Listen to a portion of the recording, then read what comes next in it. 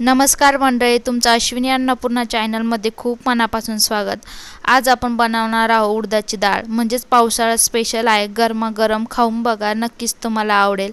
तर चला सुरुवात करूया। त्यासाठी मी 1 कप उडदाची डाळ स्वच्छ धुवून घेतलेली आहे। मी त्यात 2 कप पाणी टाकलं, 1 चम्मच तेल टाकून आपण झाकण लावून डाळ शिजायला ठेवणार आहोत।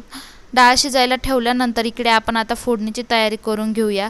फोडणीसाठी मी 2 टेबलस्पून खोबरं किसून घेतलेलं आहे, 10-12 लसणाच्या पाकळ्या घेतलेल्या, 3 हिरव्या मिरच्या आणि कोथिंबीर घेतलेली आहे। ते वाटण आपल्याला पाणी न घालता तयार करून घ्यायचं। इकडे बघू शकता माझं वाटण तयार झालेलं आहे।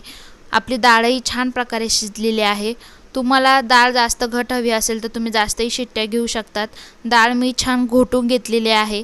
इकडे आपण आता फोडणी देऊया। फोडणीसाठी मी 1 पातेलं घेतलेलं आहे। ते गरम झाल्यानंतर मी त्यात 3 उकळ्या तेल घातलं।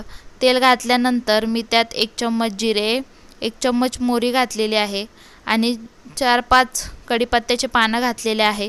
ते छान तडकल्यानंतर मी त्याच्यामध्ये जे वाटण तयार केलेलं आपण ते टाकायचं आहे। वाटण टाकल्यानंतर ते छान आपण परतून घेऊया। परतून घेतल्यानंतर तेल सुटेपर्यंत आपल्याला छान परतायचं आहे। त्यात मी आता हिंग घातलेलं आहे, 1 टेबलस्पून मी हिंग घातलं, तेही छान परतून घेतलं।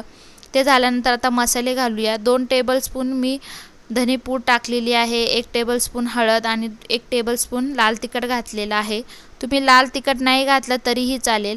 ते छान परतून घेतल्यानंतर आपण घोटून घेतलेली डाळ त्यात ॲड करणार आहोत। ती छान आपल्याला एकजीव करून घ्यायची आहे। एकजीव झाल्यानंतर मी त्यात 2 ग्लास गरम पाणी वापरलेलं आहे। तुम्ही पाणी जास्तही वापरू शकतात किंवा कमीही वापरू शकतात। ही डाळ भाकरीसोबत किंवा भातासोबत खायला खूप छान लागते। तुम्ही नक्कीच ट्राय करा।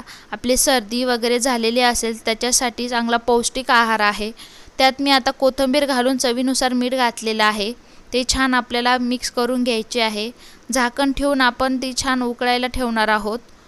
त्याला उकळी आल्यानंतर इकडे बघू शकता छान उकळी आलेली आहे। डाळ छान उकळलेली आहे। तुम्हाला रेसिपी आवडल्यास लाईक, शेअर, कमेंट नक्कीच करा। नवीन पदार्थ बघण्यासाठी चॅनलला सबस्क्राईब नक्कीच करा।